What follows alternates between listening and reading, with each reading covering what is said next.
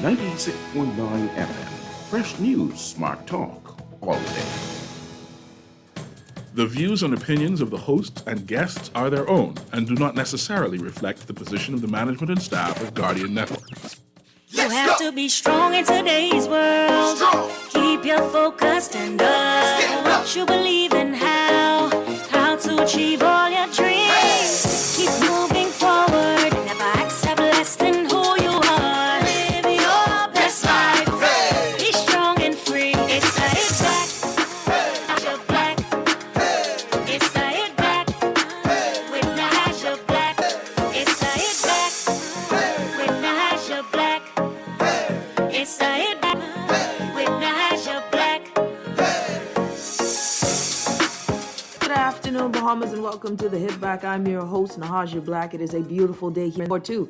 I hope that you are doing well, taking care of yourself, and living your best life today. I have a for you today. I have a guest that I've never been able, I didn't think it was possible to get. Someone I always watched from afar.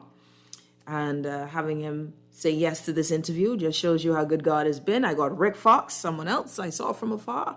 God opened that door. Booyaka. Now I've got another special, Bishop Neil C. Ellis, someone I watched from afar, went to his church. They're one of them people who roll up the dollar and fling it on the stage. Yeah, that's me. And I love a minute of it because there was so much growth, so much understanding. And man, listen, that's when you got to meet celebrity preachers and teachers back in the day. That's when Iona Locke was there. Oh my, that's the name of one of my favorite female pastors that I can't remember her name right now, but around the same. And then of course you had all of the big wigs in the Baptist church. What's the name? My fellow who went bald and used a toupee. Don't tell Bishop I said that. Norton, you know him too. It was a lot of fellas back in the day. Eddie Long, Eddie. It was fun then, you know. It was like a lot of fun. I had a lot of fun in church. Station identification, you know. It was around that time too. I have a lot of fond church memories. You know, a church girl, love church. What? And then Brother Vic with them Christian parties. But I digress. That is not the point of this whole intro. It is to just say that I'm excited about this interview. We had to do it earlier because of Bishop's time constraints. And so we ended up pre-recording it. And that's why you're going to hear the recorded interview that we did, myself and Bishop Neil Ellis, which was fantastic for me to have the opportunity to sit down and chat with him. And one of the things and reasons why leadership is a principle that runs as a theme in my life, and I think in ours, and it's a conviction of your person. It isn't always about following or leading. It's an understanding of oneself, you know, understanding of what one needs, wants, blah, blah, blah. And leadership has been vital in our discussion for the past 5.5 years, because it's been in my lexicon and discussion from 2016. I remember actually 2010, 8. Whenever the roadworks happened under the Ingram administration, I said, this is not good. And then we moved into another administration. This is not good at all, squared. And then we move into a next one. Mahalia Jackson, what is going on? So we've had a lot of things. And so there's a process to this, and one where I glean a lot from people. And so Bishop Ellis is one that his leadership style as a man of God and having stayed out of controversy and scandal,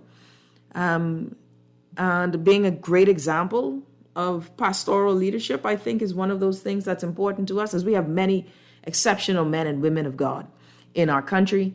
And so, you know, I support the church. Shout out to Pastor Dave. Shout out to Pastor Paul Butler, whose church I went to when I was younger. Well, now, before I get to Bishop, I got to tell you, the House of Assembly is back. And I missed yesterday, but there were some fun times in the House of Assembly. And I tell you right now, I'm going to miss these Wednesdays with the House of Assembly in session, because of course the House of Assembly did not fail us again, and the entertainment factor is high, very high. So there are a few back and forth conversations, right? Few of them happening. There was discussions with Aram Lewis, going between Aram Lewis and the Prime Minister. That was entertaining. And then you had the Deputy Prime Minister and his conversation or his back and forth with Michael Pintard, leader of the opposition. And then you had this one. This one, though, I find very interesting because, of course, this is a three-way, sort of back and forth, or two-way with a third person on the side. It was a menage a trois of political commentary. Let me let you hear it in your thoughts. And I'm only being diverted, hopefully for a few minutes, is responsible for roads and parks. Those individuals want to know when will they be paid. That's their most important focus. The chair recognizes the honorable member for Charlotte. I would only state so very briefly that this honorable member ought to be the very last person where $18 million beyond what this honorable parliament approved. And you're lecturing about road and park. The reason why is very apparent. It's because we have to pay all of these contractors. All of these contractors who right on the eve of a general election were given, and Madam Speaker, I know the Honourable Member of St. Barnabas has been put in such a difficult situation, but for those of us who know how the government runs, it could not have been you, sir, alone. So the honourable member, I commend the honourable member of St. Barnabas because he has taken a blow. He has taken a blow that is well beyond his authority. But the honourable member of Kalani, please, sir, please act with the restraint that the situation requires. Well, what a time. Well, what a time. I mean, the decorum of punching blows and who done it. Well, that was something else, eh? Alfred says, just politely said, hold on, honorable member, how you get bold so? Who go there? Who raise you? You bold, eh? But anyways, Member of Parliament for St. Barnabas, Mr. Cartwright, we see you, my brother. We understand, we understand that you get swing, that this was above your pay grade, and you get left holding the bag. And now your former boss is talking about payday and know full well you is the one left holding the bag because he overpaid the payday loan. He ain't paid the payday loan yet. Child, I thought that was very entertaining, y'all. Who done it? This House of Assembly is something else. I'm going to miss these. Anyways, special guest, the one and only Bishop Neil C. Ellis. Welcome to the Hit Back. How are you? Oh, I'm right here, ready to hit back today. Thank you so much for having me, Nahaja. I've listened to you on a number of occasions, and I've followed you from a distance. And today I'm more than happy to be a part of your farewell activities as you move to higher ground. Yes, sir. Listen, I am so thankful that you said yes to joining me on the show today. And the reason being is that there's so much that many folks can learn from you, Bishop Ellis. Many people, we know you as Bishop Ellis, right? Leader of Mount Tabor, one of the most well-known, or if not the most well-known, most popular church in the country. We know you as a leader in terms of your philanthropy, in terms of your teachings and seeking to elevate the mindset of our people, and not just spiritually, but in all aspects of our lives, and tapping into the spiritual to change the mindset of people. So that you've become a very influential figure in our country. Because the Hit Back, one of the things we do, we talk about the mindset change. Already. How do we shift our mindsets as a people for better governance, for more fiscal prudence and, prosperity? How do we emotionally get ourselves in a better space so that we can be the people we want to be right? So that we can have the country we want to have. And you're a leader that lives that. You live that, you speak that, you preach that. And I have to ask this question to start. What does leadership mean to you? Well, Nahaja, first of all, let's just go straight at it. Yeah. Everything stands and falls on leadership. But you cannot lead anybody unless there are people willing to follow. You cannot lead yourself. You lead others. To be an effective leader, you have to be clear first and foremost on the destination. Where am I going? Where is it that I want to lead people to? And then you have to be skillful enough to articulate that desire to the people who you want to follow you. Because people don't follow leaders that they don't, one, trust, and leaders who do not inspire. All right? People have to feel inspired to go after what a leader desires. You see? So leadership is very pivotal to the progressive movement and the upward mobility of a people, an organization, a congregation, a nation.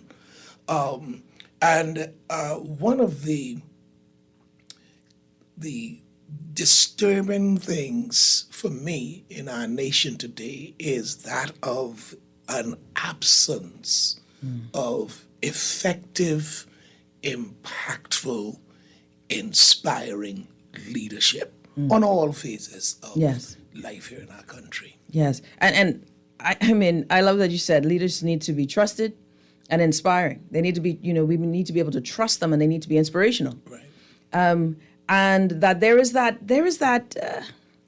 for me as a younger person. I remember I could have said young person back in the day, Bishop. Yeah, you're still young. But Young, still young. mature youngin. Yeah, mature. Mature. Yeah.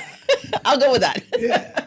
But that for me as a younger person, matured young adult, there has been that challenge, seeking leadership that can really resonate with some of the core beliefs in the young Bahamian person, the revitalizing of energy and giving us a renewed vigor and focus that we are one people, right? That they're beyond the factions, beyond the colors, that we are one people. And I wonder, because of course there are in all of what we're trying to accomplish. The Bahamas is such a unique, and maybe not unique, but such an interesting place, because there's so many moving parts, but yet many feel as if nothing moves, right? That things are happening, but they're happening outside of us. That things are happening to us and not for us. And that I believe that there's a broken spirit in the country. There's a spirit of no one cares about me, so I must care for myself. Who has time to care for the neighbor when the neighbor and I are struggling together, but nobody hears when I cry, or if they hear my cry, they say, well, pray about it, but no one can help me.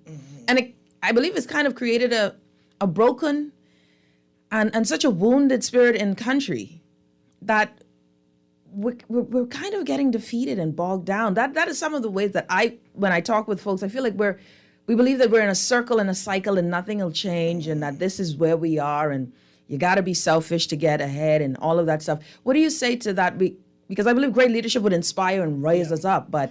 Well, first of all, Nahaja, let me make an adjustment to something you said. Excellent. I do not subscribe to the view that nothing is happening.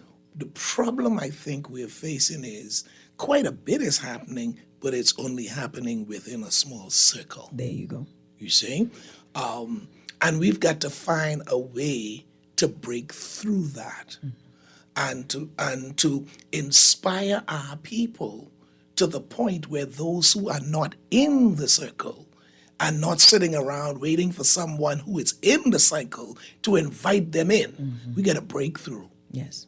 Unless you break through, you'll never get in, because people who are in a small circle will do everything they possibly can to safeguard their territory. All right? When the territory, even though I said their territory, that's from their own perspective and from their own limited, warped mindset, because it's not really theirs. It belongs to all of us. But if you don't rise up from the ashes of your trials and tribulations, you'll never break through that circle. Now, the framers of our nation, those who framed the Constitution, would speak otherwise to that limited circle. Yes. The writer of our national anthem would speak otherwise to that circle. The author of the national motto of the Bahamas would not agree with that. Okay, listen to what it says. Let's just take the motto. Forward, upward, onward, together. Yes. All right? 4 words, very simplistic, but very profound. And even though they're 4 words, it's fundamentally 2 themes. Forward, upward, onward. That's movement. Movement. We all ought to be moving. Yes. But how should we be doing it? In the second fundamental theme, together. Yes. This country is not framed or designed or constructed in a way to leave others behind.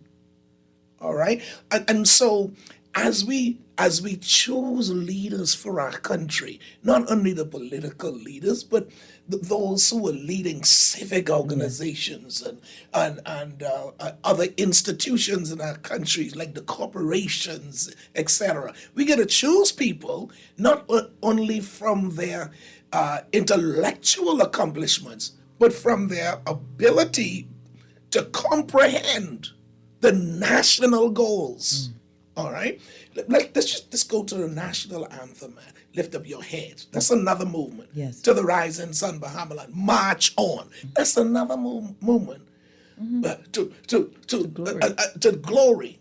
Our bright banners waving high. See how the world marks the manner of our bearing. I'm coming to it. Pledge to excel. To excel. How? Through love. Here it is. And unity. We are supposed to be going up together. All right? And so one of my desires, Nahaja, has always been from I got into leadership. And I've been in leadership for so long. It's just, it's almost embarrassing. Because in high school, I became the founding president of the student movement in St. John's. Wow. And then in COB, I was president of COBUS for 2 years. Wow. I've been a youth pastor. I've been a general manager. I've been a senior pastor now for 35 years. And my goal has always been to push our people forward. That's why I welcome the opportunity to serve as general manager for that eatery that once existed here called Chicken Unlimited, because people from the lower end of the spectrum were workers at our fast food institution. The cooks and the cashiers and But my goal was to get them out of there. Yes. I was always nervous when I had a slow turnover of staff. That's not really the goal of many employers. They want people to stay. I wanted people to go. I'm with you. All right? Because I'm with you. I just didn't think the people that would be under my leadership should be stuck for years as a cashier. Yes. And stuck for years as a cook or a counter girl. So I have people now, Nahaja, praise the Lord, who I go and well, here's the story. Here's the story. Now, let me just warn you, there ain't a nice story. I broke the law. Okay? Let's just get over that. All right. I really didn't do it intentionally. I was on the corner of East Street and Soldier Road. That light there by the 2 gas stations. Yes. Now, as I just come from service Sunday afternoon, and it was a long day. I'd preached 3 times. And I just, I just blanked. My mind was, and I ran the red light. I honestly didn't know. Yeah. I'm so grateful Happened to to me God before. to this day. Oh, it happened to you too? Before, yes, but my mind was... And you don't even preach. Man, listen. I just was like, Jesus, I just ran the light. But I didn't even know I ran it. I ran it, yep. The only way I know I ran it was because I heard the siren on the motorcycle. Oh, well, you got caught. Yes. And thank God there was no oncoming, yes, you it know. would've been. Mhm. And so the guy pulled up to me and he said, "Excuse me, sir, you ran the red light." I said, "Really?" And then I turned around. He said, "Bishop Ellis." It was one of my former cooks at Chicken Unlimited. And I remember one time I called him into my office and I said, "Son, what is it that you want to become in life?" "A policeman." I said, "Well, what's hindering you?" "Well, I don't have the qualifications to get in." Oh, wow. And Nahaja, I called in a favor. Wow. This was 1986. Wow. I called in a favor. This is the young man who was getting ready to buck me. And when I saw him, so he said, "Bishop," as I said, "Right, listen, Bishop, listen, man, you run the red light. I know what you're about. Yeah. At this stage in your life, you need a driver. Yeah. You have too much on your mind." I went and told my wife about that story. And to this day, my wife, my daughter, my son will not let me drive at night if they're in the car. That's right. All right? One of them will drive. And but it ended up in me getting a driver. And I had a driver for about 2.5 years, and I couldn't take it anymore. It was just no privacy, and I like to sing and carry on when I'm driving and all. It was I couldn't take it. You couldn't let your hair down. I couldn't take it. Now at this age, I might reconsider. All right, but the point I was making there, what a joy it was to see a former cook of mine as a motorcyclist on the Royal Bahamas Police Force. Wow. But for that one intervention, he probably never would have been there. And that's been my same focus at the Mount Tabor Church. When we started that church, Nahaja, 35 years ago this month, we didn't attract the titled people. We didn't attract many professional people. We attracted just a regular, ordinary, run-of-the-mill, want to go to church, feel like being inspired people. Yes. But over the years, from that core group of people and others who came in after that, we have given to this country 7 members of parliament. My God. 2 cabinet ministers, bankers, lawyers, doctors. I remember a young lady, 6 years old. We asked her one day, I was right in the service, and they were having something for children, and this girl just stood out to me. And so at the end of their production, I called her up. She was 6 years old. I said, "What is it that you want to be when you grow up?" "I want to be a doctor." I said, "Okay.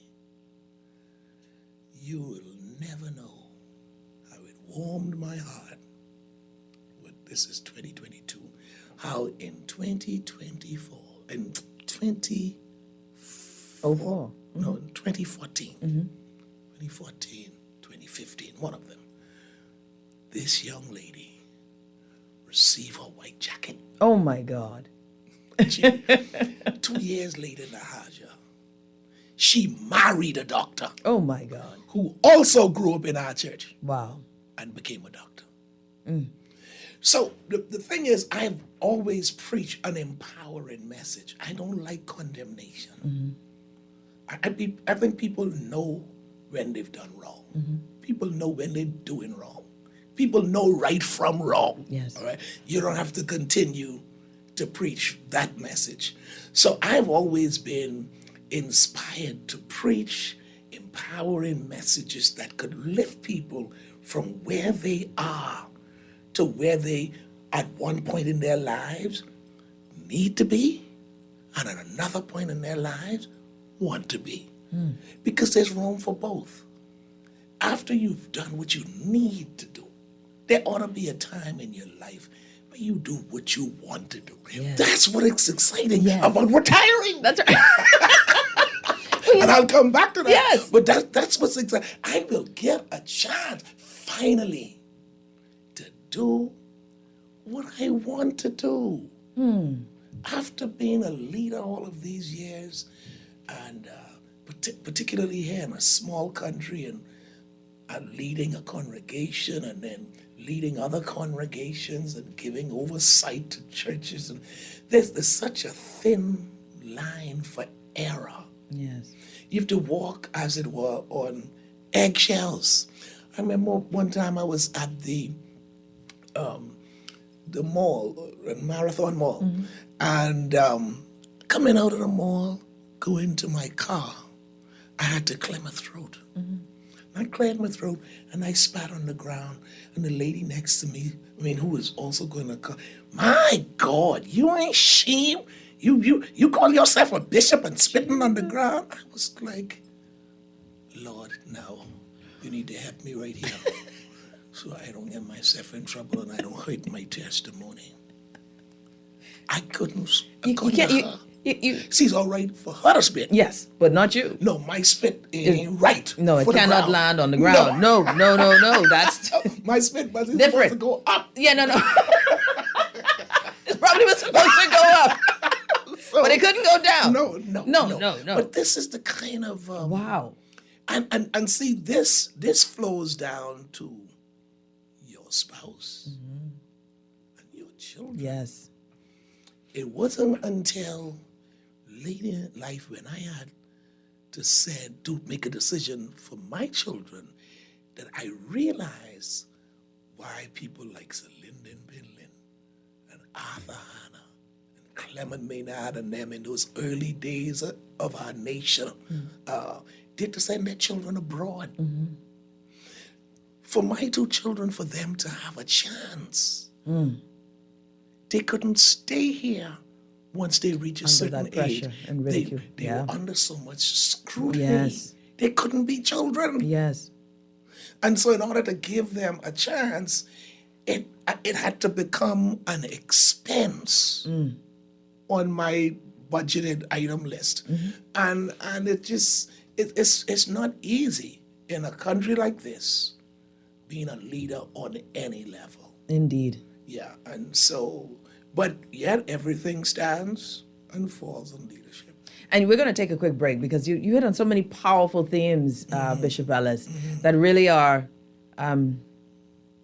I understand to some degree, not to the magnitude by which you speak, but to some degree that there is that level of scrutiny and wondering, how does leadership function?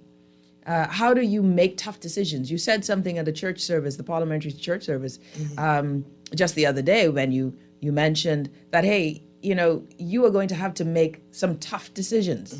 And when you spoke to the government and to the leaders, that just as the former administration had to make the tough decisions, and you're going to have to live on some ifs. If it works out, if these things, leadership has to make tough decisions that may be unpopular. At sometimes and some point, how does one navigate it? And that's what I want us to talk about on the other side. Okay. How do you make those tough decisions? You're listening to the Hit Back with Nahaja Black, Guardian Radio 96.9 FM. Special thanks to Bishop D.L.C. Ellis. We will be back right after this.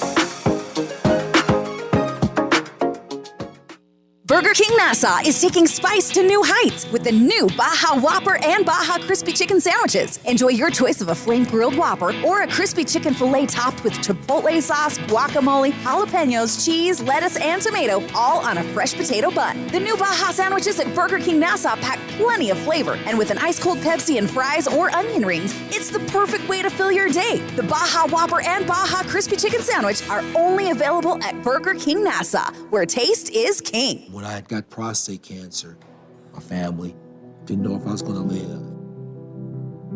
At Cancer Treatment Centers of America, within days, I got an appointment. They presented me with treatment options, and we set up a robotic prostatectomy. When my scans came back, there are no signs of cancer. They don't see you as a number, they see you as a part of the family. I'm going on with my life. It's a real gift. Call us at Cancer Treatment Centers of America. This is Guardian Radio, 96.9 FM, Nassau, Bahamas. It's the hit back with Nahaja Black. It's the hit back with Nahaja Black.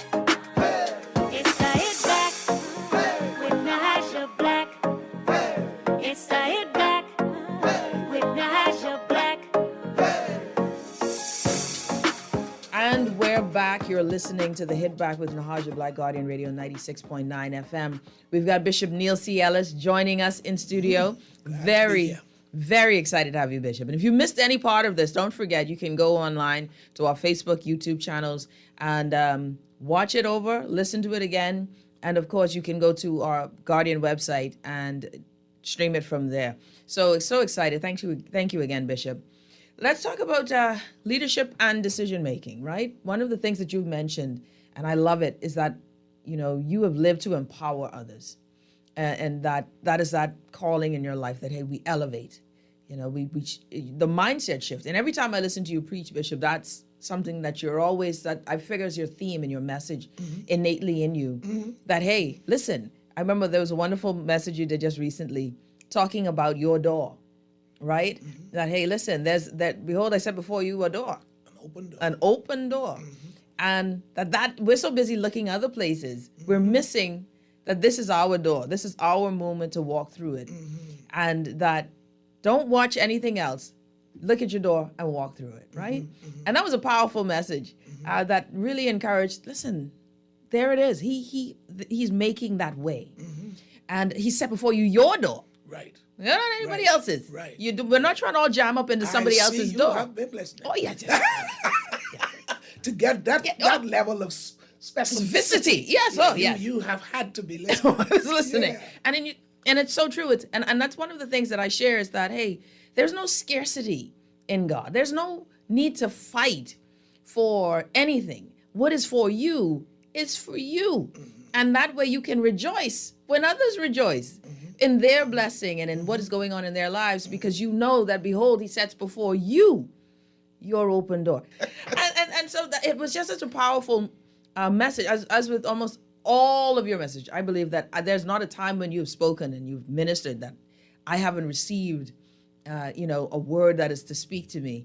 But that last one, I remember sitting there saying, my God, Bishop. Even the New Year's one, amazing. Anyways, I'm totally digressing. But to the point of leadership and tough decisions, and wanting to get to that, many times, and I think that there was no season tougher than the past 6 years that we've seen in country, and leadership being made to call on to tough decisions. This administration and the prior making tough decisions, pastors making tough decisions with church and how do you minister, doctors making tough decisions. Listen, I have to show up to work even though I might, infect or affect my family. Everyone is making these tough type of decisions, especially in leadership roles, companies adjusting and pivoting on, software or services. How does one, and especially in your space where hey, listen, when I speak, people hear it.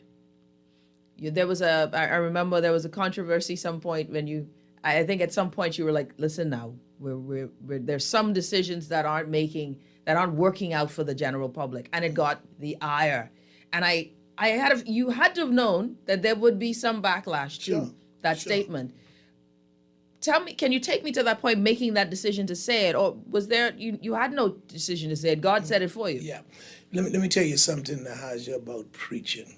This is one of the unique things about preaching. And then, there's a difference between preaching and making a speech. There are a whole lot of preachers who make speeches. That's right. They don't preach. Because preaching,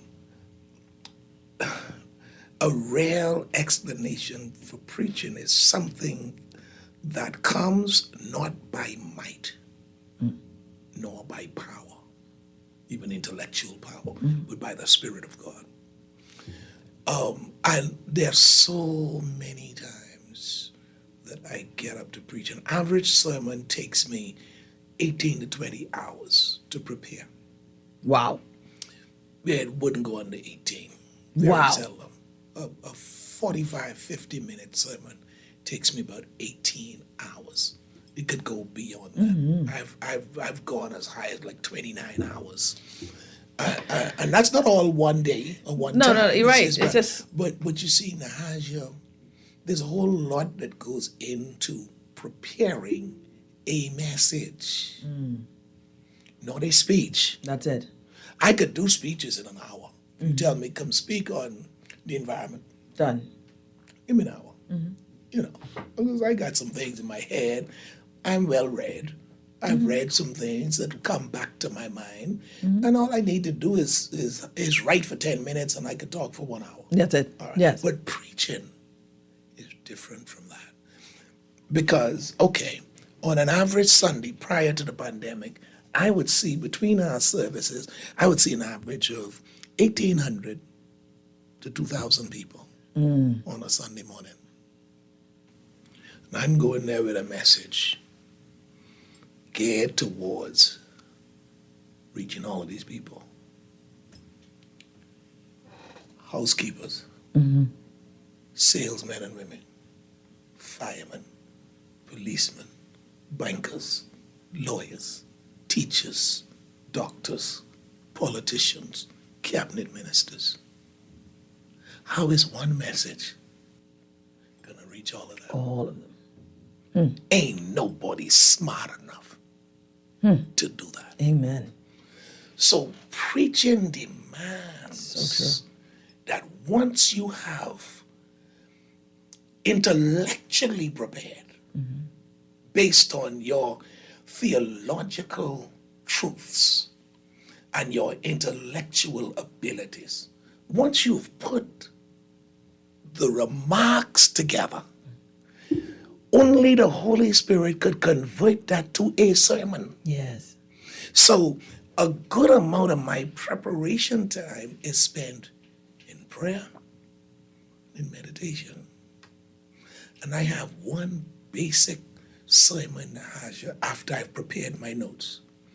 Lord, show me whatever it is I've written that you don't want to say.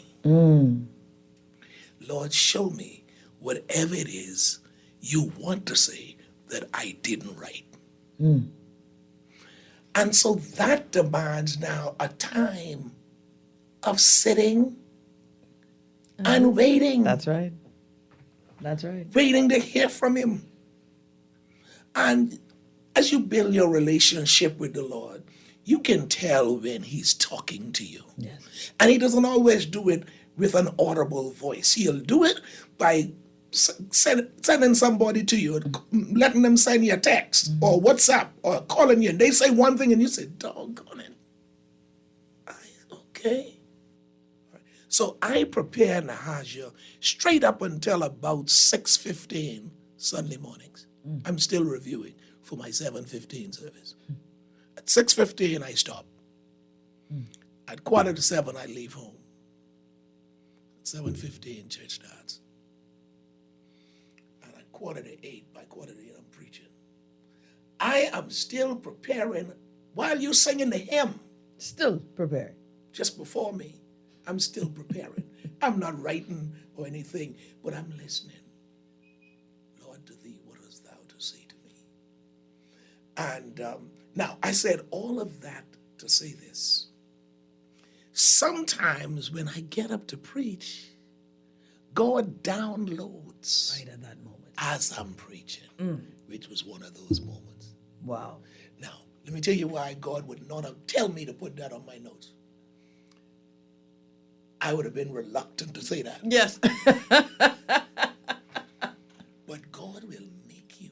Once he knows you and knows your makeup. A lot of people know me from a distance, so they don't really know me. First of all, Nahaja, you got to get to know me to know. First of all, I'm a shy person. Yes.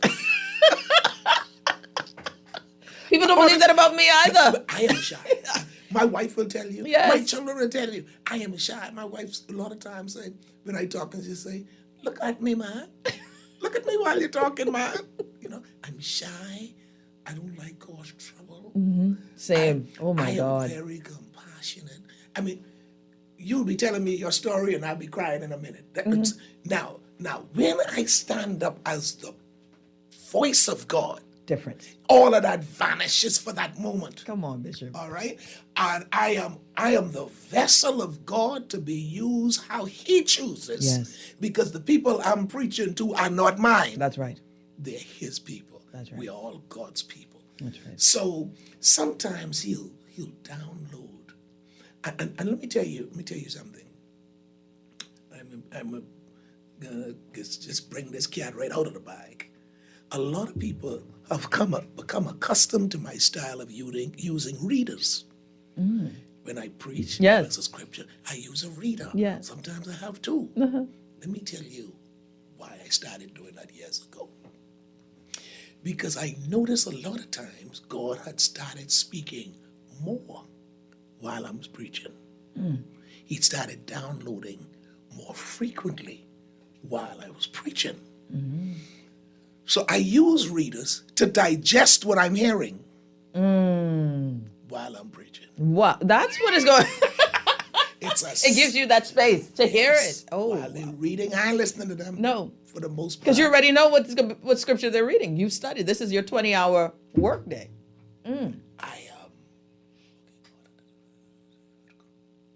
Okay.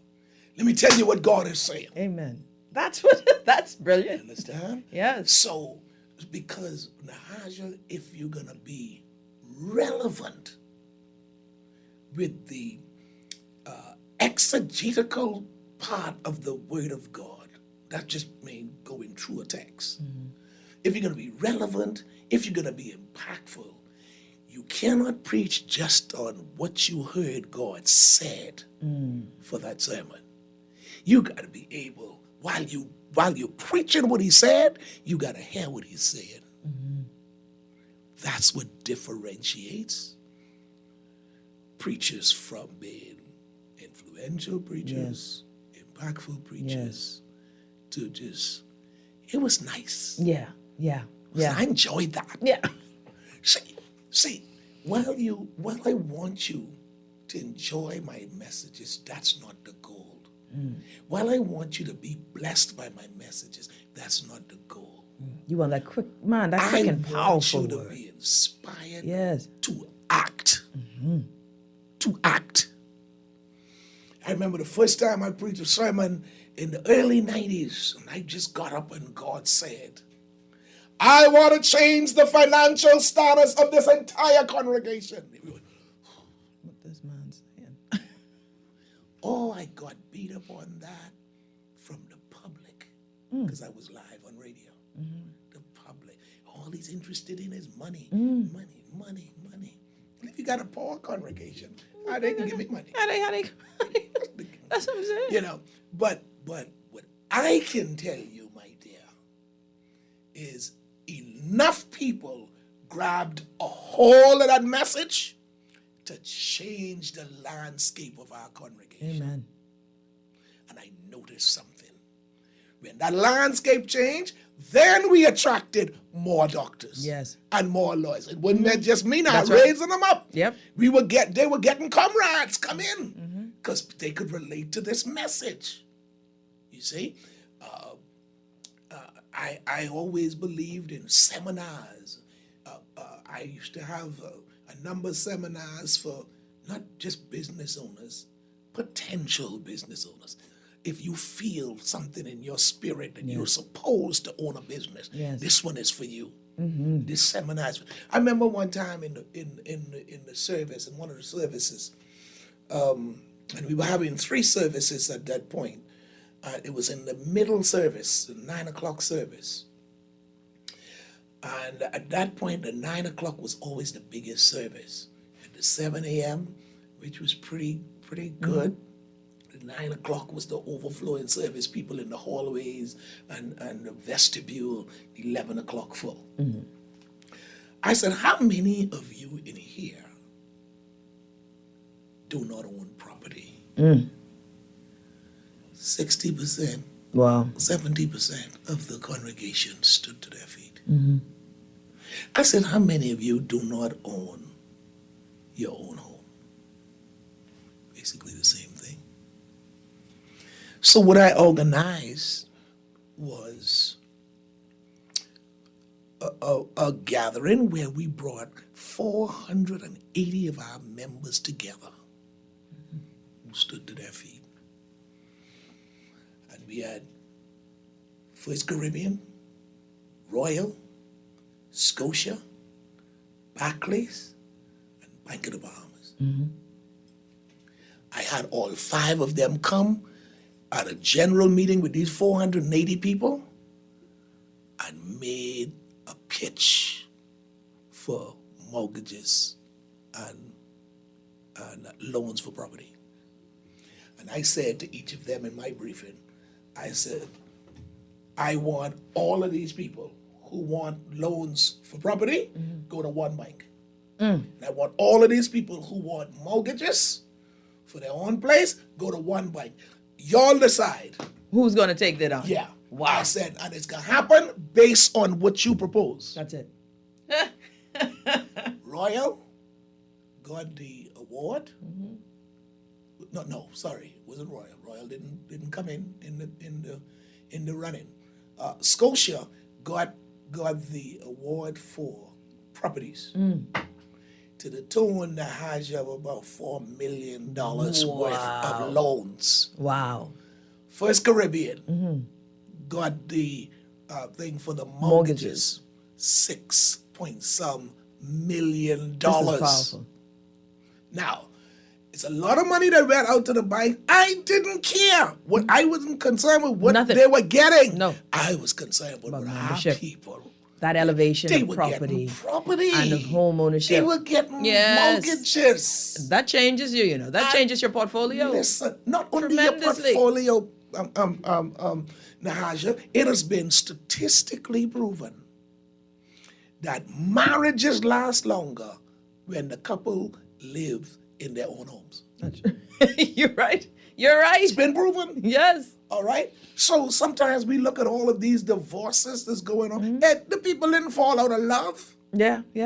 Just the level of misery they can't manage. There's money for rent going down the drain every month. They can't see nothing 5 years later to prove it or to show for it. And it's a level of frustration. I'm a man. I want to put my family in my own. So he starts acting up. Yeah. Not that he's out of love. He's embarrassed. He's ashamed. And see, from my own mindset, ministry has more to do than the soul. Deal with the soul. The soul is that part of man that never dies. That's for eternity. Okay. Once I get you on the mark for heaven and to have eternal life in Jesus Christ after you've transitioned from life to death. Once I get you on that journey, you and God work out your own salvation on that. Yes. Right? Your relationship with God will determine, But if I get you on the mark, you on the road, you ain't going back. No, that's you right. on the road. I could leave the part alone. Now, the next part is empowering them for life. I have them straight for afterlife. Yes. Now, what do I do with them during life? That's it. That's why the theme of my television program for the last 30 years has been walking in victory. That's right. And this ain't just come out of thin air. This is my social, theological, philosophical approach to leadership. Because I have to take the people on a journey. If I'm not taking them anywhere, I'm not leading them. I'm just standing in front of them. All right? And it got, leadership was supposed to have visible, tangible signs of progress with the people you're following, who following you. You see? And so, you know, I'm back to it again. Everything stands and falls on leadership. I love this. And it's perfect. It's a perfect pause there, because we'll take a quick break. When we come back, because you said it, you know, again, if you're just tuning in, Bishop Neil C. Ellis joining us on the show, that, you know, you come back to this theme of that, hey, it falls and, you know, stands and falls on leadership. And that there is that need to walk forward. Movement needs to happen. And together we need to do it. And that means now, where are we today? You know, as a people, what should we be looking for in our leadership? What should we be demanding? You mean in the nation? In the nation, yep. So we'll take a quick break. When we come back, more with Bishop Neil C. Ellis. You're listening to The Hit Back with Nahaja Black. Guardian Radio 96.9 FM.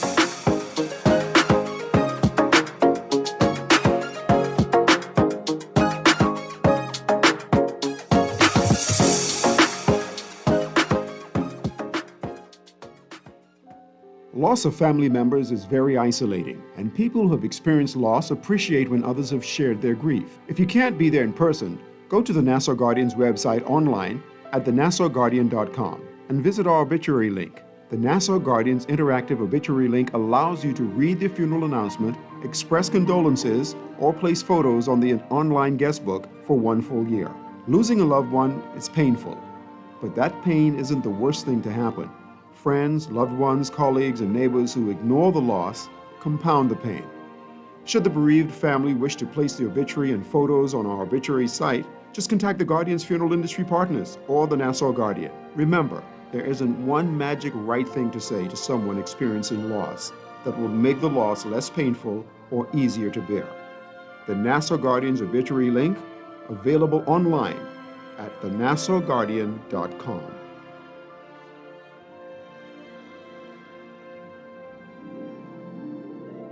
Are you interested in the Bahamian economy? How about tips to improve your financial literacy? Tune into Guardian Radio's newest financial podcast series, C-File Talks. The podcast will provide listeners with their weekly dose of economic issues and solutions and the keys to financial freedom. C-File Talks will be hosted by an array of finance experts here to give honest and beneficial advice. You won't want to miss the C-File Talks podcast series, Monday evenings from 6:30 to 7 p.m. here on Guardian Radio 96.9 FM. Track and field is the queen of the Olympic Games. In its 7th season, Track World with Alpheus Phillipson, the only radio show in the Bahamas and one of the few in the world dedicated to our beloved sport, continues to promote the athletes, coaches, officials, leadership, and the partners who make a difference in our sport. We encourage you to tune in to Track World on Guardian Radio 96.9 FM each Tuesday evening on cable channel 969, on Guardian Radio's website www.guardiantalkradio.com, or streaming live on Facebook at 6:30 and be dazzled. Concerned about your health? Have a health question that you're curious about? Ask the doctor. The Doctor is In with me, Dr. Denothra Archer Cartwright. We're talking health, wellness, and all things that pertain to the Bahamian society and the health of the nation. Tune in Tuesday nights at 7:30 p.m. to 9 p.m. The Doctor is In on Guardian Radio 96.9 FM. Hi, I'm Amanda Coulson. I'm your host on the NAGB's Blank Canvas, the show in which we speak about visual culture and creative community. Blank Canvas airs every Wednesday night at 6:30 on Guardian Talk Radio 96.9. On Blank Canvas, we meet cultural practitioners from the creative community here in Nassau, Bahamas, and also internationally. Bahamians from all around the world doing amazing things in the cultural scene. Tune in to NAGB's Blank Canvas to hear about what's happening at your institution and around the Bahamas. Every Wednesday night at 6:30 on Guardian Talk Radio 96.9. There comes a time when the game tolerates no spectators, only players. There comes a time when we must recognize that our individual aspirations shape our collective destiny. There comes a time when getting in the game, despite the risks, despite the challenges, regardless of the cost, is simply the right thing to do. There comes a time when we must find our hearts, find our soul, and pursue our purpose for the greater good of all, for country, for humanity. There comes a time when we must manifest our true greatness. Yes, there comes a time, and that time is now. So let's get down to the essentials. The essentials. Serious radio for serious people committed to advancing the national conversation. The Essentials with Hubert Edwards, Thursday nights live at 6:30 p.m. to 8 p.m. on Guardian Radio 96.9. This is your host, Valentino Brown, inside the inner city. Join us as we continue to tell our stories, challenges, talk about the history, and share our hopes and dreams. Tune into Inside the Inner City on Fridays at 6:30 p.m. on Guardian Radio 96.9 FM. And remember, the place in which I fit will not exist until I make it. Do you know you can get your business cards designed and printed for as low as 18 cents a card? If it's a poster you want, you can pay as little as $6 a square foot. If your print needs are short or long run, digital printing, wide format, or print consultation, call the best. Call Print Masters. Print Masters' goal is to provide its clients with the highest level of personal, professional service at an affordable price. Our state-of-the-art technology also makes working together efficient and easy. Laminations, business cards, flyers, posters, window and floor decals are just a few of the digitized print services offered at Print Masters. Call 302-2361, 302-2361, or visit us at the Nassau Guardian Building in Oaksfield. Print with the best. Print with Print Masters.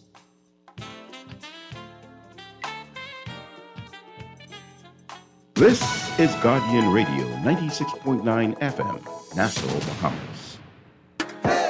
It's the Hit Back with Nahaja Black. It's the Hit Back with Nahaja Black.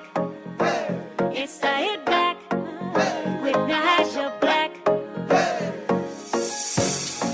And we're back. You're listening to the Hit Back with Nahaja Black, Guardian Radio 96.9 FM. Very excited to have Bishop Ellis joining us on the show today. Okay, Bishop, first of all, thank you so much again for saying yes to this interview. Just for you, girl. Just for you. And a lot of what you've shared is just so wonderful. And we'll get into it and we'll talk a bit more about it. Right.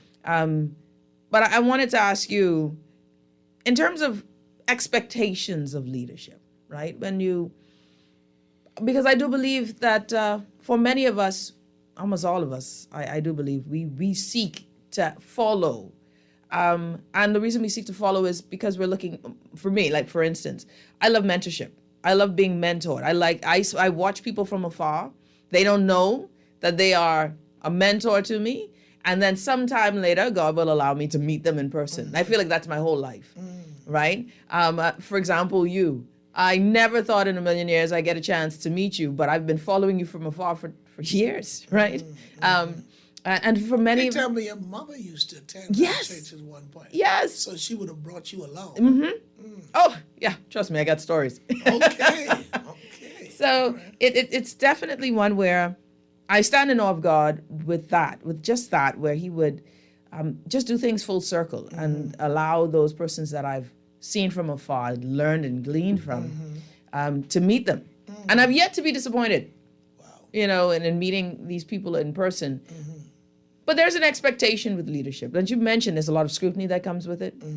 But as a people, because I ask sometimes, what do we want as a nation? I always ask, sometimes I feel we're a bit schizophrenic. One minute we ask for this thing, when it happens, we don't want it anymore. And I think we're grown more cynical, more, pessimistic when it comes to, especially in our nation, political leadership, that we don't see that any good could come from anyone and that it's all for naught. So we've become very despondent and somewhat, not disengaged because people are still tuning in, but not believing, right? And for good reason, I believe. And for good reason, I believe that's the case. But what should we as a people, as Bahamians, expect from leadership? What should we be looking for and demanding? Well, let me say, first of all, what I think they have been doing. Then I'll talk about what I think they should be doing. Got it. There's a reason why, Nahaja, the Bahamian electorate have changed governments every election for the last 5 elections. There's a reason for that. And let me just say, man, I believe it has very little to do with the leader of the nation at the time. Very little. Let's just put it out there on the table. You would really be telling an untruth if you say, because I'm taking Sir Lyndon, the father of the nation, out of this equation here. Yes. But you won't be telling the truth if you say the Right Honorable Hubert Ingram didn't do good for this country. That's true. Very true. You would not be telling the truth, man. Very true. All right. You cannot be telling the truth if you say that of Perry Christie. Very true. And even though Dr. Minnis has only had 1 term, you can't say that there's nothing good he did. That's true. Very true. That they would be untruths. Why did the Bahamian people change them? Bam, bam, bam, bam, bam. You 1 time in, you 1 time out. You 1 time come back, you 1 time gone again. Yes. That's Mr. Ingram and Mr. Christie. Mr. Minnis, he's in and out. Don't look like he's set up in a way where he coming back. That's right. Right? But you never know in politics. Okay? Now, here's what I think is the problem, Nahaja.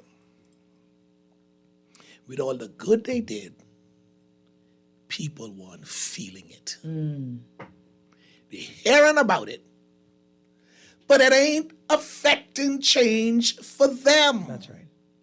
And it was too many of them. It was too many people who didn't feel the change. Whatever was going on in the country, and all these wonderful public policies and all these investors coming and all of this being built and that, the average Bahamian said, and? Yes. What about me? What that got to do with me? Okay, so what the people have been looking for is this 1 4-letter word. Help. H-E-L-P. Hello? Will somebody please help me? I'm drowning down here. Yes. Yes. The needle in my life ain't moving. I hear what you're all saying. I see all the fanfare. I read what's happening on social media and all. I hear it. But what the heck that got to do with me? Because I still can't meet these bills at the end of the month. So what they've been looking for is a deliverer. And what I want to say to your audience today, Nahaja, I know you're looking for one, but you'll never find a deliverer in mere mortal man. That's it. That's it. You won't find one. Now, so I won't just leave it at they need help. Okay, so what should they be looking for?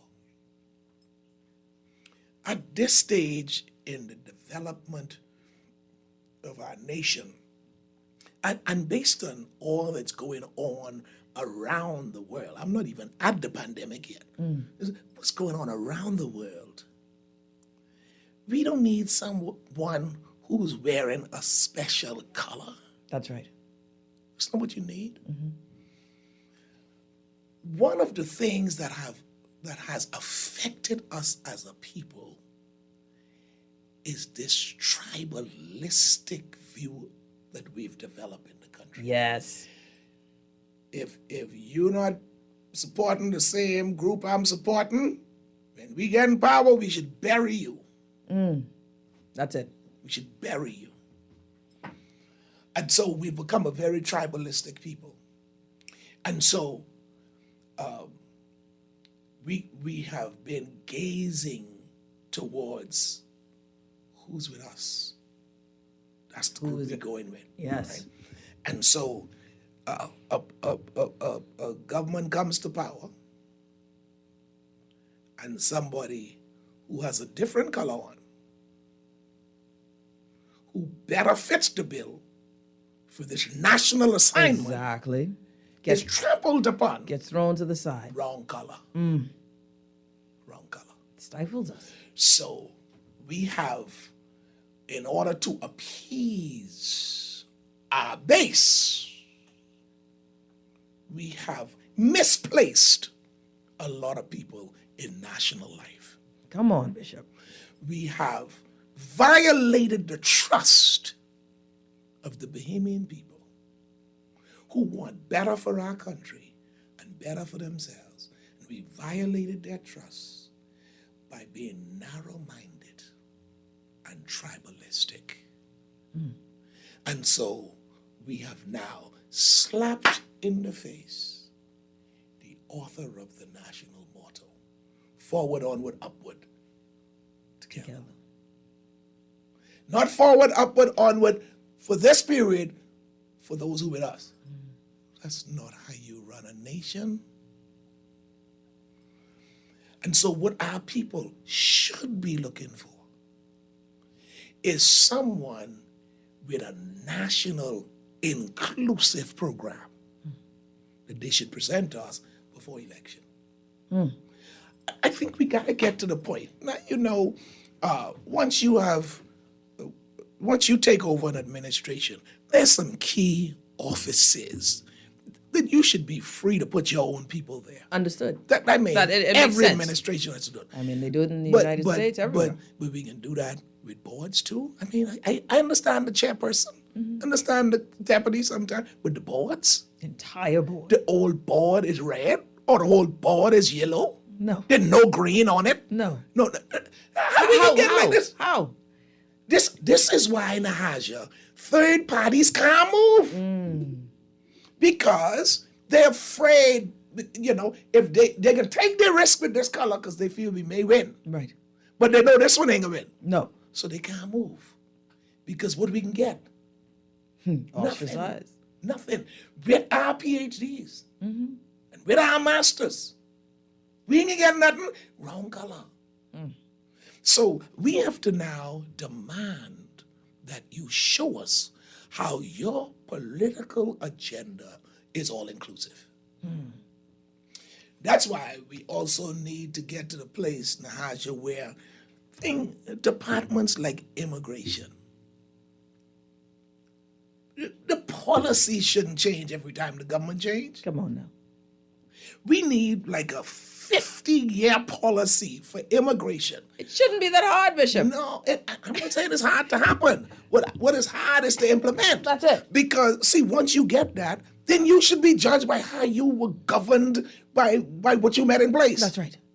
That's right. You see? And so if we know, okay, this is the policy in immigration, you can't come there as a new government to change the policy. I could understand maybe 20 years after it's been implemented, you got to freshen it up. Look at it and you got to say, tweak hey, it is it and all working? that. Right. Yeah, this is no longer relevant. Right. Let's change clause A and let's tweak clause C. Right. You can't throw the whole policy, away.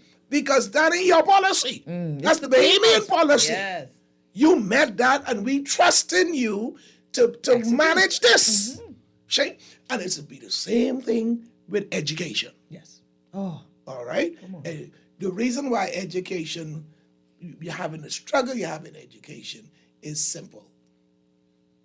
The policy keep changing every 5 years.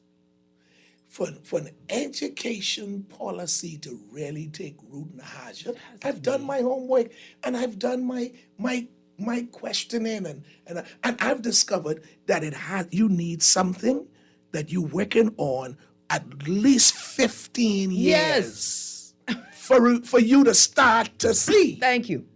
Because the that's the only way you benefit of can see it. It needs time. It Yeah. needs time. Yeah. So, it would have been so wonderful now. I just believe that the present education minister is the best shot we have. First of all, she's a woman. All right?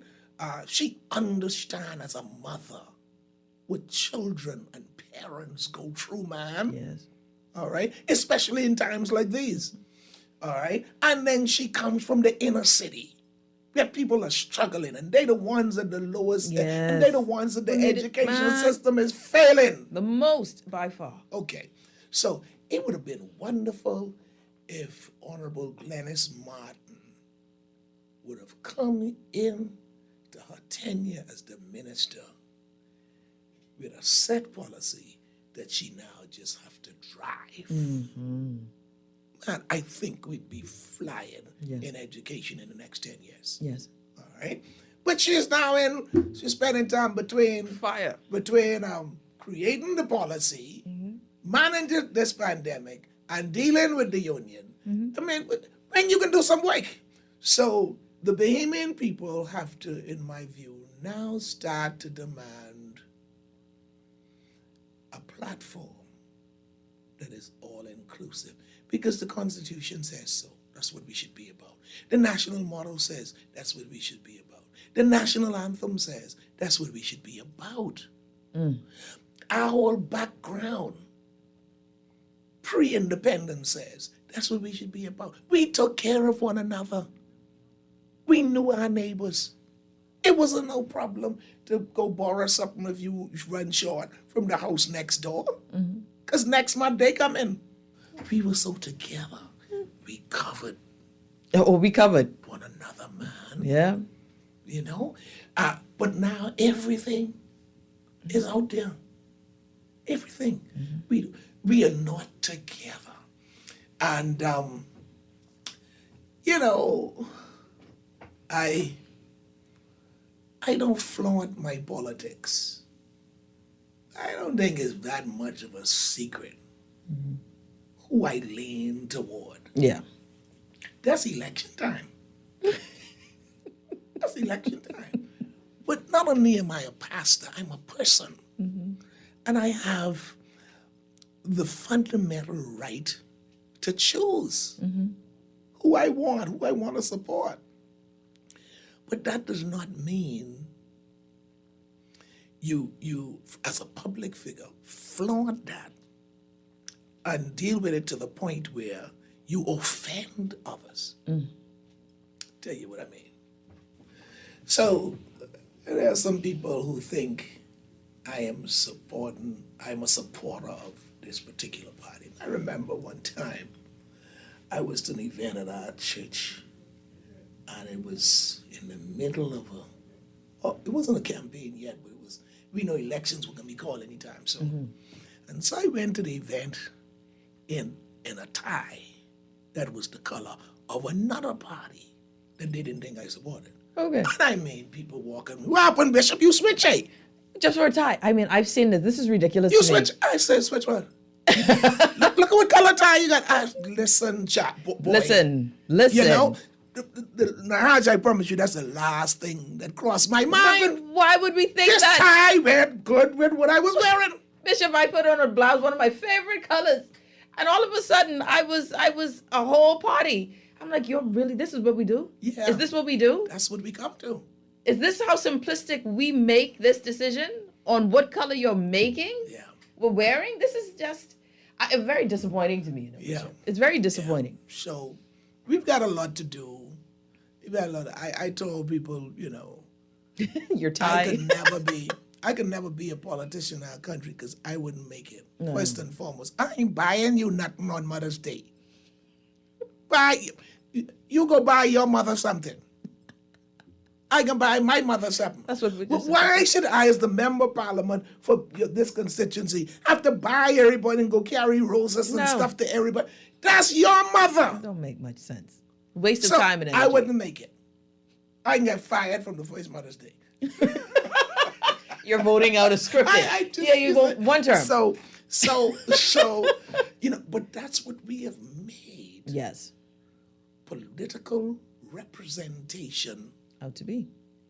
We brought it down to its most common denominator, and that is insufficient. Even doing things is not sufficient, and that's because we've relegated our nation and our leadership to the things that they can give us, in the tangible sense, and very much a myopic sense. Once you take care of me, right, and it's not the me, it's the we. How do we? Because I truly believe, Bishop, that if you're well, then my security is better, right? People who live behind gates and walls, you're not safe. Because if the community, if the country is struggling fiscally, then they could get over your gate and your wall. So it cannot be where we are selfishly, oh, well, I'm good. Because that I'm good doesn't help us as a collective. Yeah. Because their need will become your issue. Yeah. And how do we prosper? And so when for me, that it is so important, the unity of growth. Yeah. That's why, Nahaja, I believed Sir Lyndon Pinlin lasted so long. He had an amazing capacity even in his public pronouncements, particularly when he's making speeches at conventions, etc. You got your radio on. And for little Susie in Georgetown, Exuma, and the little Johnny in Nicholstown, Andros. And this for all of we. You see? He had this inclusive message.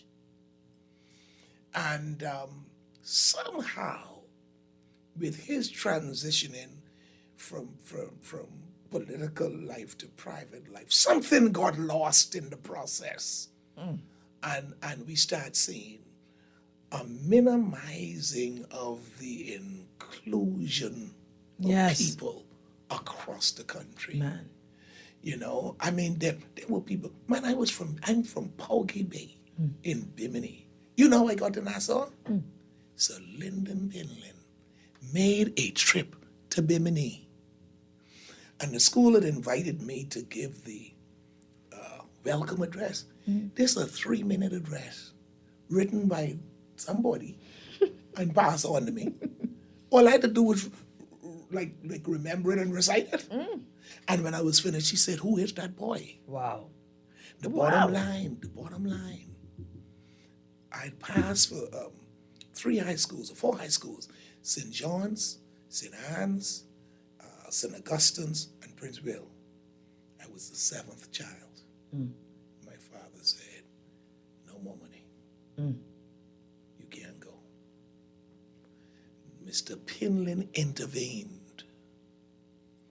And Nahaja, he paid my first year in St. John's. Wow.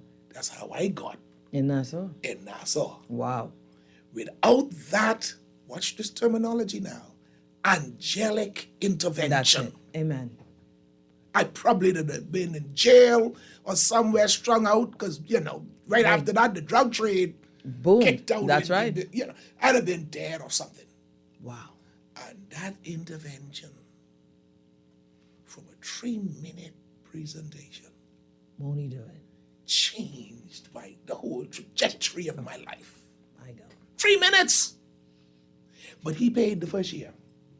And there are all kinds of stories, Nahaja, of those kind of things that Sir Lyndon Pinlin, the Prime Minister of the Bahamas, does. And you know what? Brave Davis, the present Prime Minister, reminds me of him. Wow. There are all kinds of stories.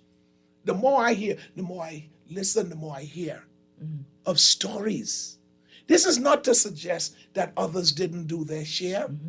But I mean, with Mr. Davis, like Mr. Pinlin, there was a proliferation of generosity and kindness because they saw something in these people.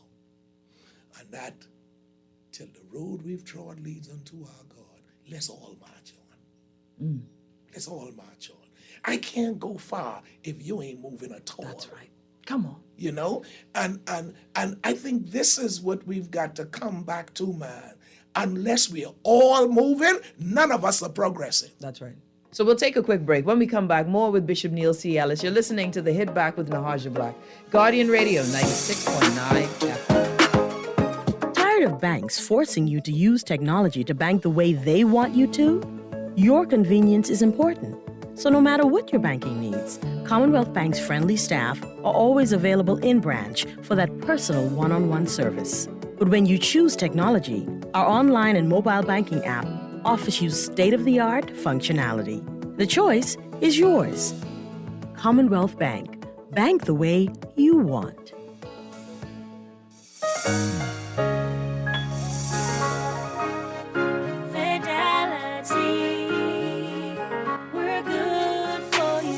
We believe in relationship banking. We take pride in getting to know our clients. You have access to knowledgeable, approachable ambassadors and financial coaches so that we can recommend the best product for you. At Fidelity, we care about you. From your financial health to your physical health, we can relate to you because we're just like you. Come and start your relationship banking experience with us today. Visit us online at fidelitygroup.com. Visit any of our branches in Nassau or Grand Bahama, or phone 356-7764 in Nassau, or 352-6676 for Freeport.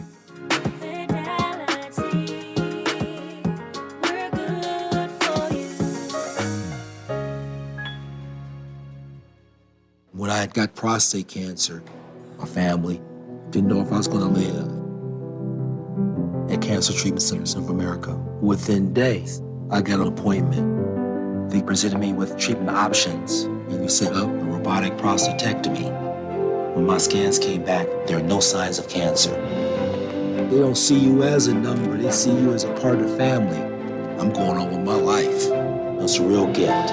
Call us at Cancer Treatment Centers of America. It's the Hit Back with Nahaja Black. It's the Hit Back with Nahaja Black. It's the Hit Back with Nahaja Black. It's the Hit Back with Nahaja Black. And we're back. You're listening to The Hit Back with Nahaja Black, Guardian Radio 96.9 FM. Special guest, none other than Bishop Neil C. Ellis in studio with us. So excited that he's with us today, as usual. All right, Bishop, you know, one of the things that is going on that is understood, and I don't know, we're still adjusting to it, is that Bishop Ellis has decided to step down. That Bishop Ellis will no longer be the senior pastor at Mount Tabor. And that is still something where I think many are trying to digest that. What does that look like? How does that work? You know, where will Bishop be? Yeah. Tell us a bit about that plan and what happened and what do we... Well, first of all, Nahaja, my whole ministry has been a God-led ministry. I never wanted ministry. I never wanted to pastor. Oh, wow. I promise you. I was happy in business. I was. I know I had a call to preach in my life, and my pastor, Dr. Earl Francis at the time, had made that clear to me after I'd had an open-eyed vision experience. And he interpreted that to me, and I was called to preach. And so I prepared myself to an extent that I could do while I was working. And I was licensed to preach, and then some years later, I became the assistant pastor at New Covenant. So this was the best of both worlds. I was working, making money, and I had an opportunity to do ministry. I never had pastoring on my mind. And then I had another experience. One day I went to bed, and I had a dream. And in the dream, there's a chapter in the book of Judges that came to me in the dream. Go ye up to Mount Tabor and take with you 10,000 men. Oh, I woke up. Then my wife said to me that morning, baby, I had a strange dream. Do you know that's the text she saw in the dream? What? So in talking to our pastor again, Dr. Earl, he made it clear to me that that's what the Lord wanted me to do. I said, no, man, Dr. Earl, he ain't want me to do. I ain't no pastor, man, you know. But eventually, I submitted. And because it wasn't what I wanted to do, because I didn't feel qualified to do it in terms of the academics and the theological training and preparation, etc., I had to lean and depend on God. Yes. Every step of the way. And in that process, my relationship grew so tremendously with the Lord to the place where I was scared to do anything without hearing from Him. Yes. You know? And that theme carried through my ministerial and pastoral tenure. And I remember in 2000, the year 2000,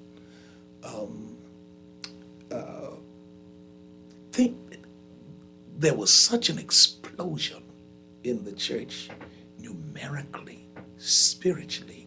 It was to the place where I would be preaching stuff and then I'd ask myself at the end of the summer, where did that come from?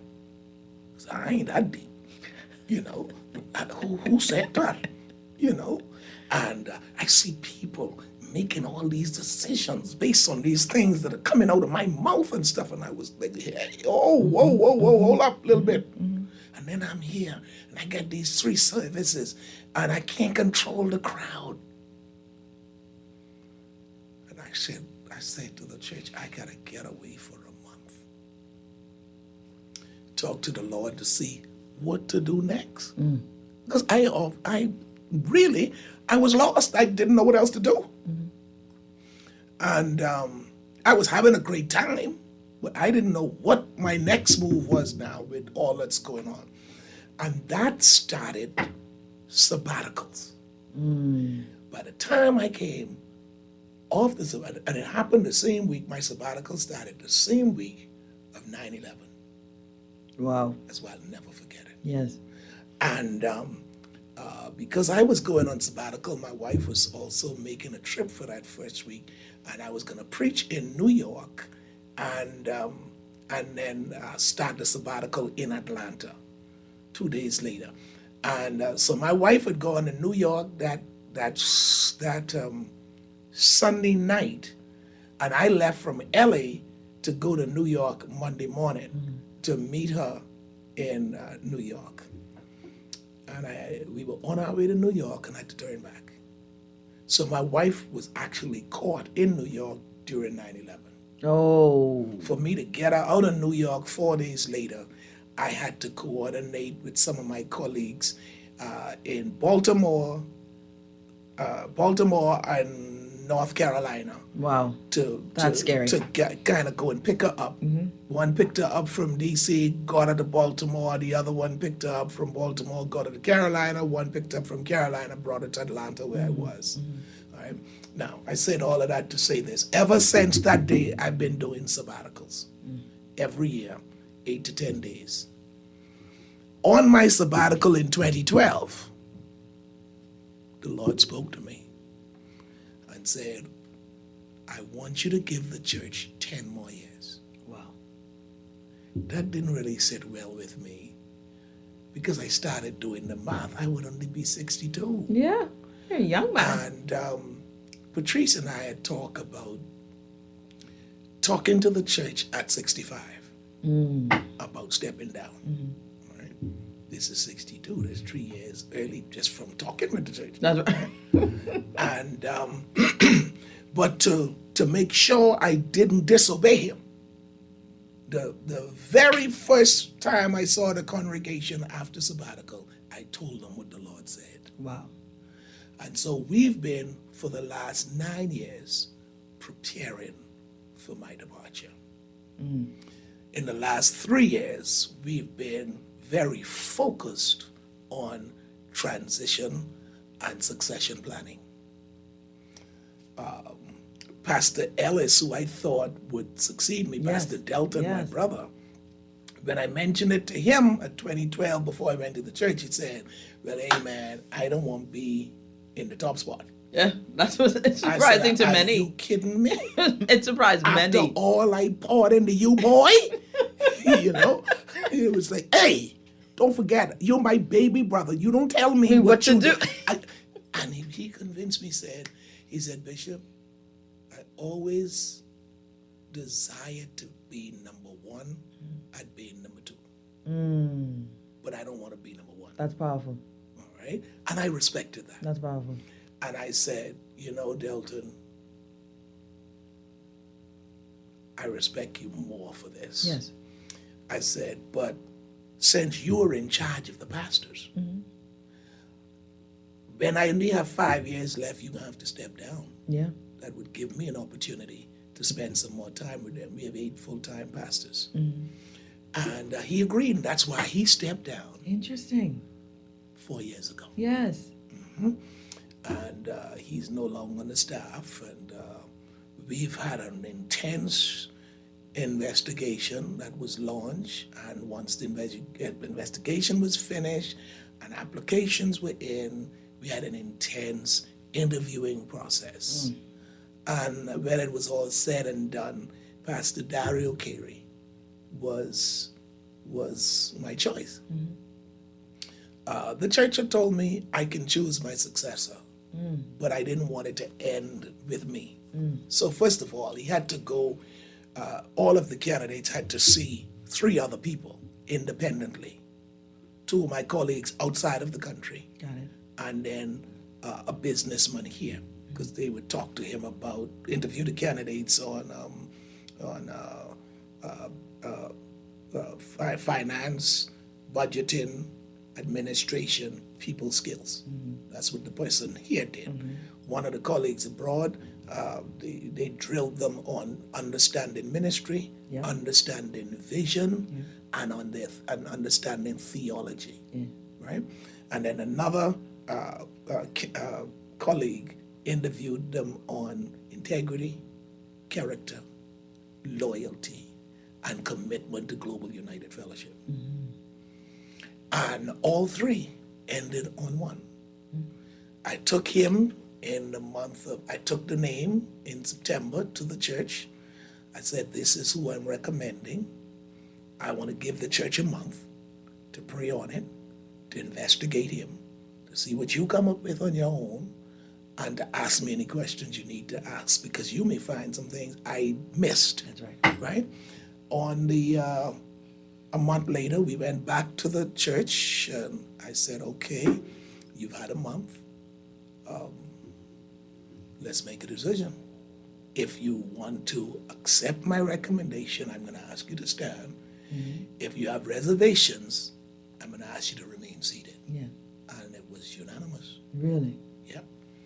That was October, first week in October. Of last year. Really? Okay. And so the 4th of January, my successor took up office at the church as the incoming pastor.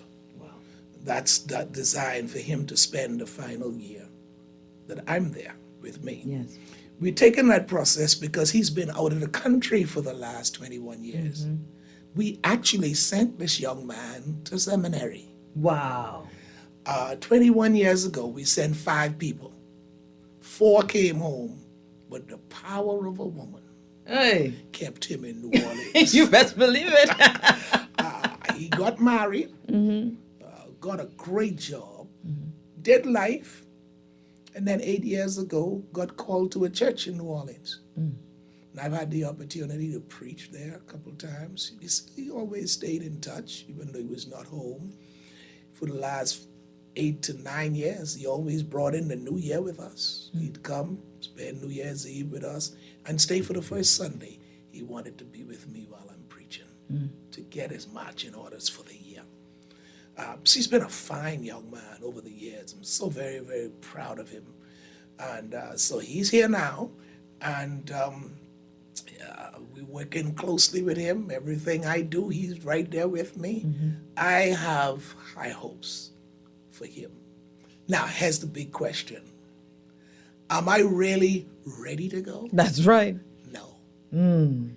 My heart is with those people. Yes. They're my children.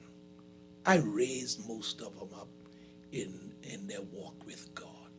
Most of them got saved under me, got baptized by me. I've seen them growing, then fledged and go into their careers, etc., etc. So it ain't easy walking away from him. This is a very difficult thing to do. But I've made myself comfortable with it because that's what God said. That's right. And I'm not going to fight what God said. Oh, no. As it relates to what I'm going to do, I've always continued to say to people, I'm waiting on him. He's the one who told me, give them 10 years. So he obviously has a plan for after the 10 years. Am I clear on what the plan is yet? Not quite. I think God has taken me to the limit with this one. Because I don't know if he's just testing my faithfulness and my willingness to obey to the T, to the letter. So I've had, since our announcement, any amount of opportunities. I've had some invitations to serve and this, that, and that. And now some people are trying to get me on some boards and all that. But I'm too focused for that. I told everybody, God said 10. That's it. It's not going to be 9.5. No, it's 10. Or 9 and 7 months. It's 10, every bit of it. As a matter of fact, I am so 10 in that I am scheduled to preach the first Sunday in January Just next to year. make sure that that's 10. I am going straight out. You see? And so I couldn't tell you today exactly what it is. God is starting to give me glimpses of what it might be. But I'm not taking that on now. Yes. You know, I still have a lot more I want to accomplish before December ends. And I want this Nahaja, not because I'm leaving, I'm slacking up. I want this to be one of my strongest years ever. Yes. And I mean, somebody asked me last week, Bishop, you sure you retiring? I said, what you mean, man? The kind of sermons you preaching? I know. You should see me talking about retiring.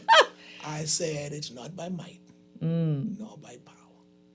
When we first went back into the church, after the first lockdown, people were coming to me, said, well, Bishop, because of the pandemic now, you think you may slow your retirement date down? I said, are you kidding me? Are you telling me that when God told me in 2012, give 10 more, that he wouldn't know between 2020 and now we'll be in a pandemic? I said, come on, man. Come on. Now, even though I didn't agree with this time, I now today understand why the Lord would do that. Because, Nahaja, to be honest with you, I think post-pandemic, it's time. It'll be time. I think at this point in ministry, based on where the world is, I think our church needs more than what I can offer. I think that's interesting that you would say that. Yeah, and I can't speak for other churches, but I think the Lord said give 10 more because he wanted me to have the responsibility of resetting the agenda for the church. Not only for our church, but based on the other seat I sit in, I represent hundreds of churches. That's right. And so that's another story. Yeah. So I've been so busy restructuring ministry, resetting the agenda. I think my goal as a seasoned churchman was to be around long enough during this period to reset and restructure the agenda of the church and to put the right people in place and to find the next person. Because in this season that's coming up, Nahaja, every pastor who's going to be effective, in addition to everything else he knows, that's right, he has to be almost a technological guru. Yes. Yes. Because, the season has because changed. we are gonna, the emphasis is gonna be less and less on the amount of people in the house. And the emphasis is really gonna be who you're preaching to online. I preach on average live on Sunday mornings to about 23 to 24,000 people every Sunday morning live. They're not the people who getting it later. They're not the television people. That's right. Live. And I'm seeing, because of social distancing, I'm seeing less than 1,000 people in church, in the building. Yes. All right. And so in this season, in addition, people have not been able to hug for so long. I don't even know if hugging will be in style anymore when we come back to church. I miss hugging. You see? I miss the hugs. So, Nahaja, what I'm doing now is not me. This is not my style of ministry. I'm a hugger. I'm a people's person. My greatest thing I looked forward to on Sunday mornings was going to the door and hugging people and seeing people. That's how I used to find out who's in church. Because when you got these crowd of people there, you can't really zero in on people and pay attention to your message and all that. But at the door, you see these people. Hey, Bishop. Hey, what you doing there? Bishop, please. I done been there for 2 years.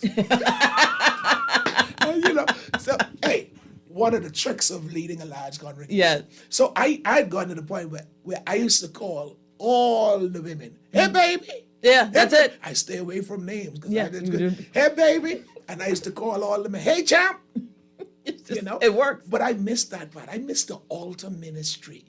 When you can't lay hands on people and just pray over people and touch them. And oh, man. So I guess my season is winding down. And even if it is, it has to. Because God said 10, and in December, that's it. It'll be 10. This is powerful. And so almost everything I do now is, this is my last. Yeah, your last hurrah. But you know what, Nahaja? You know what the joy behind it is?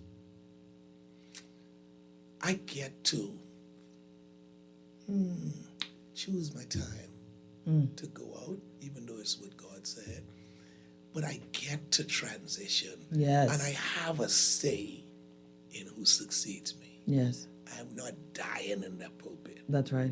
At least even if I die now, we done made the decision. Yes. So, It's so interesting, Bishop, because your transition seems to be going so smoothly. Oh, it's very smooth. Compared to others who are trying the same. Yeah. And there are some pastors who have died in that spot, right? Yeah. And I always, I commend Pastor Dave Burrows and BFM on their transition, right? But of course, the tragedy that struck there. Yeah. But I find that this is this is something that is so crazy, and why I am very moved by the unique process that you're doing at your ministry, where the relinquishing of power or position is so difficult, and and we don't see it much, the importance of succession planning, the followers into leaders, leaders into agents of change, that building of the next generation. We talk a good game, we want this sort of zest and zeal behind us. But when it's time to go, we don't want to let it go. And how is it? Because I wonder, is everyone not getting the message? Success is not success unless you have a successor. Success without a successor is only progress. Hey. Right? One of the challenges we've had in national life is there have been few successors that people left in place. You have to fight to find them. You have to go to court to settle it. Yes. Yeah, and that's not only, one of the saddest things in our national life has been every prime minister was fired. Every single one. Every prime minister had to be voted out of office. And then there's this imbalance in their group trying to find who's next. Success demands you have a successor. And without a successor, success only means you made progress. That's it. You could make progress, but that doesn't make you a successful person. That's right. You see? I am pleased with the fellowship of the Mount Tabor Church. They've been with me every step of the way, and that's partly because I've kept them in the loop the last 9 years. This is what we're doing. Y'all don't forget what the Lord said now. You know, we got to pick up the pace here a little more now because, you know, in 3 years, I'm going to have to step down. So make sure now your connection to this ministry is not based on personality. That's it. Come on now. Because if that's what it is, that means when I retire, you're gone. And we don't want that. That doesn't mean that we've done it right. If that would mean, Nahaja, I wasn't building a ministry. That's right. I was building a fan club. Come on now. And I told them, I said, the worst you could do to insult me is treat me like I've been building a fan club. Oh, Bishop going Einstein, if he ain't here, come on. Yeah. The church got to be bigger than that. The God we serve always knows who's next. And if he placed it in my spirit to give 10 more years, that means he had plans for Carrie and he has some plans for me. I think he wants me to get Carrie settled in before he really reveals to me. Yes. What his plans What are. my plan. Yeah. And I really believe the level of my plans is going to be based on my commitment to get Carrie solid and in place. That's it. So I Obedience. made it very clear that, hey, I am, son, I'm right here for you. I'm going to do everything I can to make sure you start strong and you have the platform in place to do extremely well. So I'm looking forward to him becoming my pastor. My God. You know? I can't wait to see it. Now I have to give him love offering. Jesus help me. Help him. You know? But this is the changing scenes of life. And it's always That's what we go exciting, through. right, Yeah. Bishop, that God, he knows all. And you said it so eloquently at the beginning that he puts you in a space where you can only lean on him. Yeah. And there's moments of imposter syndrome Yeah. where you're like, but God, I don't qualify for this space. But he says that he yeah. uses the foolish things of the world to confound the wise. Well, he sure did it with me. Well, he sure does it with I me all the wouldn't- time. How I get here? All the time, You Bishop. know? I love that. How in the world? How in the world am I sitting before Bishop Ellis? What qualifies me for this conversation? Now you're making me feel like somebody. But this is what I deal with every day because Bishop, I know where I come from. My friends and I. You ain't beat Bogey Beto. No, listen, man. Listen. Miami Street, Elizabeth. What my point is that, my family, we come from. My mother's a single mother of 6. My mother did everything she could to get us in a home. So her children, she would tell the story of being a housekeeper in the hotel. But she said, you know what? I don't want my kids to ever have to go through what I went through, not moving. And it wasn't until I was 5, and I'm the youngest of them all, that we had a house. And those things where she put her strength in it, to just get one thing. Knowing that we don't roll in those circles. We don't roll in circles, right? We don't. All we have is our family. We're a very family-centric group, right? Because it's all we lean on. You need help? I'm here. When I need help, you're there. That's what we do. But look at this though. A family of 6, single parent home, just your mother. Look how she educated you. Housekeeper, man. Man, see, Nahaja, they the kind of story that make me understand the scripture. Now unto him who's able to do what, Ellis? Exceedingly and abundantly. Above and beyond what you could think about. And see, they the kind of things that make me preach. Make me preach because then I look at my own life from Poggy Bay to Mount Tabor to Global to being on the radio live for an hour and a half and no phone calls to answer. you just have the pleasure of talking. Yes. Man, just the story of Mount Tabor and I don't belong in Nassau. I ain't from here. I was brought here. And he allowed me to build something that has helped thousands. And that church has planted 3 housing subdivisions. My God. 180 homes between the 3. That's the families living in it, real people living them. Yes. You know? And so I've had a good run. I have no regrets. I have had a great time pastoring the Mount Tabor Church, but even all good things must come. To everything, there's a season and a time for every purpose under the heaven. Amen. My time has come. And I must wear this gracefully while I'm excited about the opportunity for Pastor Carey to take it from here. I am hoping and praying that he is able, through the mercies of God, to take that ministry to a place where it has never been. And that's what God does for us. We go from glory to glory. Yeah, God is good. He's faithful.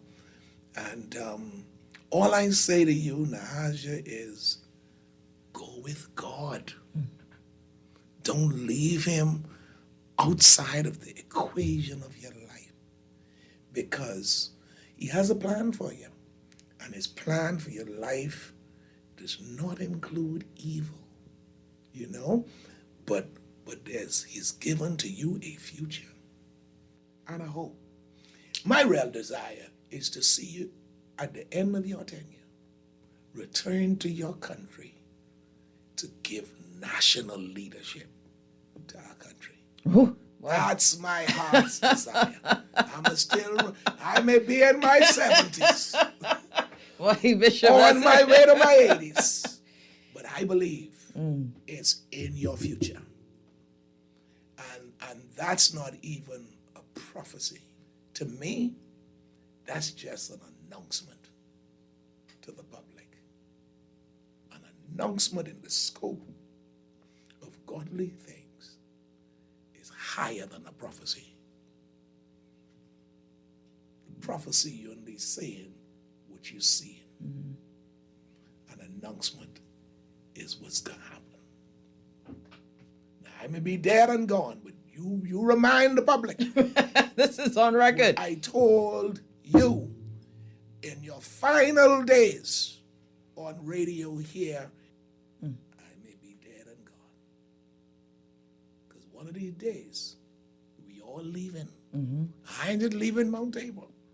One of these days, I will be in the departure lounge of this world. And I'll have to, like my mother would say, stick my sword in the sands of time and study war no more. Oh, but I'll be at home. Yes. Because to be absent from this body is to be present. I'm not afraid of death. Death and the thought of it excites me. Because as a Christian believer, this is what we work for. We work to leave, to retire, to depart. Because after the toils of this life are over, there's a rest that's reserved for the righteous. And what a glorious day it's going to be. Hey, Mother, I'm coming to see you one of these days. My papa, who was one of my greatest inspirators. We can all get together one day. And when I get up there, if I get there before you, I'll tell St. Peter, make sure I put my mansion close to Nahaja. Oh, I already put my request. So we can be neighbors. So when she come in, we could get together. Conversation. Yeah. Big feasts and meals. Let's have something and send it back. That's right. That's it. Bishop, I tell you, I mean, again, thank you so much for the time and for, because the relationship and God had it so, just so that, you reached out to me. It's like you saw something in me. And that call will today be one of the most memorable calls I've ever gotten, because it was the least expected. I remember saying to myself, how did that happen? And that, that is how God has worked in my life. And I'm eternally grateful for just the ability where you receive my calls, right? And you say, okay, listen, daughter, I'm listening, and that is a blessing. And that your accessibility and your commitment to changing the mindset over the decades of service that I know won't end, that has been a blessing to me when I was sitting in your church as a young woman and just being filled with the word. I remember I had so many good times in you had no idea who I was. And at that time I had no idea who I was either. Right? And that you continue to deposit. And so I know we are all watching. Amen. And with eager anticipation to what God, for what God has to do next. I'm watching too. I can't wait. I'm looking forward to it. I want to start talking about it. I want to know exactly, I'm excited. But of course you have this, you still are, leading one of the largest denominations. And I got to be focused on that right now. Just so much I want to do. And I really have this place in the spirit, in mind, that I want to lead my people at. Yes. And I'm working assiduously towards accomplishing that. I want so much for them, because really they've been good to me, God has, and in a lot of cases, he's been good to me through them. Yes. Not really from what they could do for me or have done for me, but for their presence and their love, and their love for my family, and the level of fellowship. Nahaja, man, I am so blessed. In 35 years, we've never had a fallout. We've never had a split in Mount Tabor. That's right. That's right. My leadership has never been questioned. Oh, this has been so joyous, because I know the history. Yes. I know what happens in churches, particularly Baptist churches. Yes. I know what the plans are of the devil, and we've been able to safeguard against all of that. Girl, I'm so grateful, that I could walk out. And you know what I'm really grateful for? What's that? I could hold my head up when That's I'm coming out. Integrity intact. Nobody there could say certain things or accuse me of certain things. Oh, man. My wife will be happy. My children will be happy. Yes. Oh, yes. I'm looking forward to it. We're looking forward to it as well, Bishop. Thank you so much. I know you have, another appointment. Bishop Neil C. Ellis, thank you for the time that you shared with us today, and for being one of my greatest guests. A big honor for me having you on the show. Well, let me pray for you. Please, thank you. Before we go. Yeah. Father, we are so grateful that the affairs of our lives have brought us to this very spot. Even 10 years ago, when you placed in my spirit to wind the affairs of the leadership of the church down, you were doing a work with Nahaja.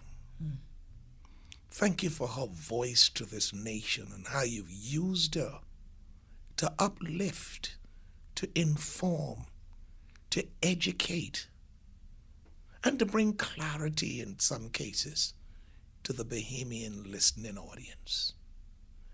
But now you've called her to higher ground. Now she leaves our country to go to another man's country. I pray that even now, before she leaves, you would send angels ahead of her.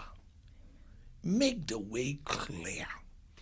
Anything unfixed, allow them to settle before her arrival. Bless her husband. Bless her children. I build a hedge around the entire family.